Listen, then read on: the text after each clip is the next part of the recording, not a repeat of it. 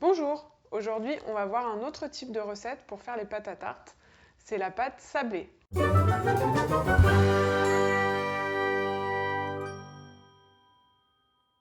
C'est celle qu'on va faire plutôt cuire à blanc, c'est-à-dire qu'on fait cuire juste la pâte et la garniture on la met après la cuisson. Ce sera par exemple pour une tarte au chocolat ou une tarte au citron.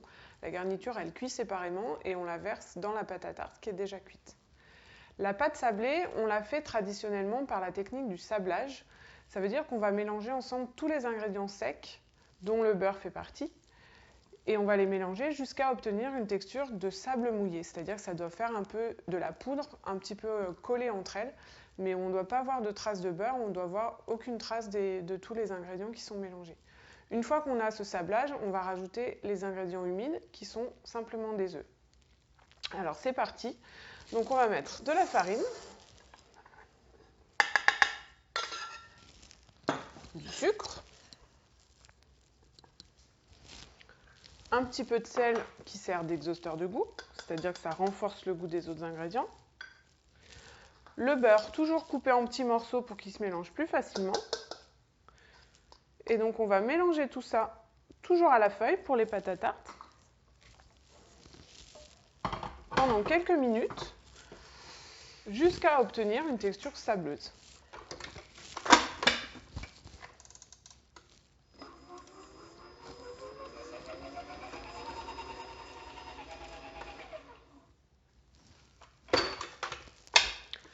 Voilà, au bout de quelques minutes, on obtient cette texture sableuse, donc un peu comme du sable mouillé, où on doit avoir plus aucune trace de beurre et farine et sucre bien mélangés ensemble.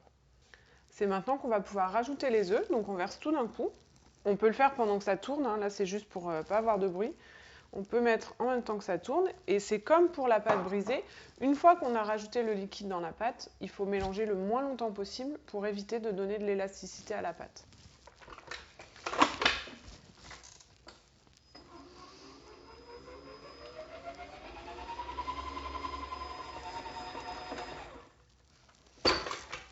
Voilà, au bout d'une petite minute, on a obtenu une pâte qui est bien agglomérée. Si jamais vous voyez que ça reste un peu sec, selon la qualité et le type de farine que vous utilisez, on rajoute un tout petit peu d'œuf ou même un petit peu de lait pour que la pâte soit un peu plus humide. Il faut quand même que ce soit bien aggloméré pour qu'on puisse l'étaler. Si c'est trop sec, ça n'ira pas.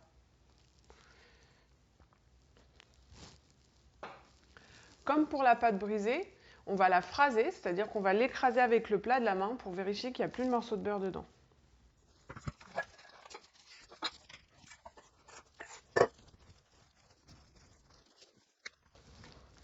Et une fois qu'on est sûr que notre pâte est bien lisse, on va pouvoir là aussi l'abaisser avant de la mettre au froid. Comme pour la pâte brisée, hein, c'est pas la peine de la mettre au froid en boule avant de l'étaler.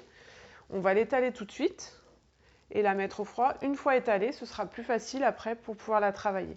Tout le travail des pâtes à tarte, quel que soit le type de pâte, c'est vraiment le froid qui va vous aider à pouvoir les travailler correctement.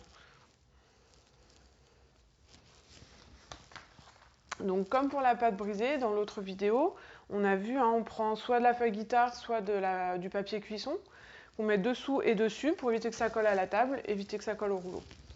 Et on va abaisser bien régulièrement. Donc je commence par abaisser un peu. Je vais faire toujours pivoter mon rouleau, soit pivoter le rouleau, soit pivoter la pâte, pour obtenir quelque chose de bien uniforme, bien lisse, et le plus rond possible pour éviter d'avoir de la perte.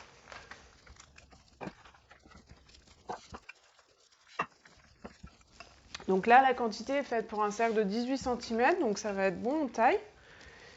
Et je vais pouvoir la mettre au frigo avant de la mettre dans mon cercle, de la foncer, ce qu'on appelle foncer dans le cercle. Là aussi, je vérifie bien avec les mains que j'ai une surface lisse. Et je vais pouvoir la mettre au froid. Au bout d'une demi-heure à 1 heure, on mettra dans le cercle avant de pouvoir à nouveau la mettre au frigo avant de la faire cuire. Notre pâte sablée a passé à peu près 1 heure au frigo. Comme pour la pâte brisée, déjà je la décolle des deux côtés du papier. Hop, je retourne et je décolle la deuxième face. On peut déjà la placer sur le cercle. Et en la plaçant sur le cercle, vous allez tout de suite sentir si elle est trop froide, elle va se casser. Donc on va commencer à regarder si en relevant les bords ça tient. Là, elle s'est déjà, en quelques secondes, elle s'est déjà réchauffée parce qu'il fait assez chaud. Et donc, si on voit qu'en relevant les bords, ça ne casse pas, c'est qu'on a la bonne texture, ça doit être souple. On doit sentir que ça peut se plier sans casser. Si ça casse, c'est que c'est trop froid, donc on attend un peu. Et si au contraire, ça colle, c'est que c'est trop chaud, il faut la repasser au frigo. On va faire comme pour la pâte brisée, donc on relève avec les doigts derrière, je relève la pâte et je viens appuyer avec les pouces pour venir l'enfoncer à l'intérieur du cercle. Et je fais tourner à mesure pour faire tout le tour comme ça.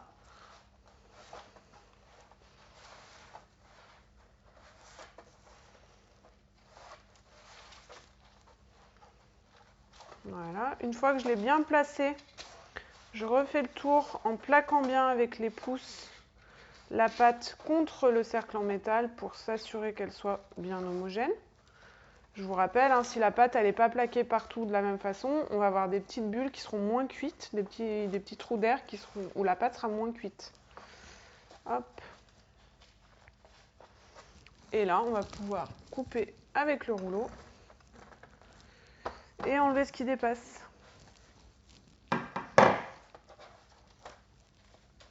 Donc là, avec ce qui dépasse, une pâte sablée, vous pouvez faire simplement des petits sablés ou sinon vous pouvez refaire une ou deux tartelettes en plus. Je repasse un petit peu avec les pouces si je veux que ce soit bien homogène.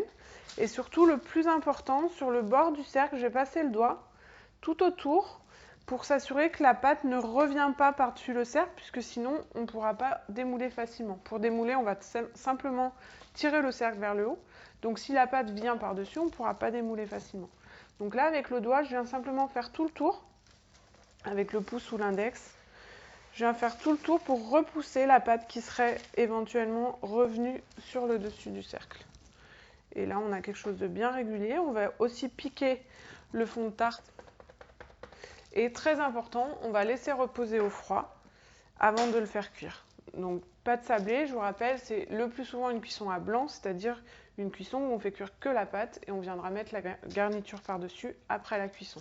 Donc là, minimum une demi-heure au froid, voire plus longtemps, hein, c'est pas gênant si c'est plus longtemps, mais au moment de l'enfourner, c'est important qu'elle soit bien froide. Vous avez peut-être déjà vu dans certaines recettes qu'on vous recommande de mettre des poids sur la pâte pour éviter qu'elle gonfle et qu'elle retombe. Ça marche, mais si vous la mettez bien au froid, normalement vous n'en avez pas besoin. Vous pouvez essayer les deux, hein. Donc pour mettre des pois, ce sera soit des billes en céramique qui sont faites exprès, soit vous pouvez prendre du riz ou des lentilles, n'importe quoi qui va appuyer sur la pâte. Pensez à mettre une feuille de cuisson sur la pâte pour éviter que les graines ne collent directement à la pâte. Donc vous recouvrez d'une feuille de cuisson, vous versez vos graines par-dessus. Et on va faire à peu près la moitié de la cuisson avec ces pois. Il faudra retirer les pois à mi-cuisson, donc on retire la feuille pour enlever toutes les graines. Et ensuite on poursuit la cuisson sans ces pois pour éviter d'avoir un centre de tarte qui ne soit pas vraiment cuit. Donc c'est important de les enlever en cours de route. Mais si vous avez une pâte qui est bien froide, normalement vous n'avez pas besoin de ces pois. Et juste le froid de la pâte, le choc de température entre le froid de la pâte et le four quand vous allez enfourner, devrait être suffisant pour que les bords de la pâte se maintiennent bien droits. Une pâte sablée, cuisson à blanc, on va cuire à peu près à 160 degrés, entre 20 et 25 minutes, selon si vous voulez qu'elle soit bien blanche ou si au contraire vous préférez qu'elle soit plus croustillante et un peu dorée. On peut prolonger un peu plus. Notre pâte sablée a passé 20 minutes au four, elle est bien dorée, juste comme on veut. Quand on la sort, il faut tout de suite la passer sur une grille pour la faire refroidir. Parce que si vous sortez juste le plat du four, ça continue à cuire. Donc on la passe sur une grille, avec ou sans la feuille, peu importe. Et on va tout de suite décercler. Donc pour décercler, soit la pâte s'est décollée toute seule du cercle, vous n'avez plus qu'à tirer vers le haut. Si vous voyez que la pâte est un petit peu collée au cercle, on va passer un petit couteau tout le tour. Ça, c'est important de le faire tant que c'est encore chaud. Parce que plus la pâte va refroidir, plus elle va avoir tendance à coller au cercle. Donc je passe un petit couteau tout doucement, délicatement sur tout le tour de la pâte. Et une fois que j'ai fait tout le tour, normalement le cercle vient assez facilement. Alors si vous craignez le chaud, vous pouvez tenir avec un torchon, hein. Moi je suis à peu près habituée, mais n'hésitez pas à prendre un torchon pour prendre le cercle. Et là, on voit normalement qu'on a une couleur bien homogène sur le tour. Si vous voulez que ce soit parfaitement lisse, on peut même passer un peu sur le tour avec un économe ou avec une râpe microplane pour avoir quelque chose d'encore plus régulier. Si vous utilisez un économe, on vient se mettre au bord de la pâte et tout doucement, on vient enlever ce qui dépasse un petit peu. Avec la microplane, c'est le même principe. Donc la microplane, c'est ce qui sert par exemple à faire des zestes de citron. Je viens me mettre sur le bord et tout doucement, je viens passer sur tout le tour de la tarte comme ça.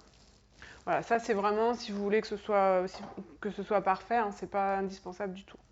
Notre tarte, on la fait refroidir et on va pouvoir mettre dedans ce qu'on a décidé, donc crème citron, une ganache au chocolat, tout ce que vous pouvez imaginer sur un fond de tarte qui est déjà cuit.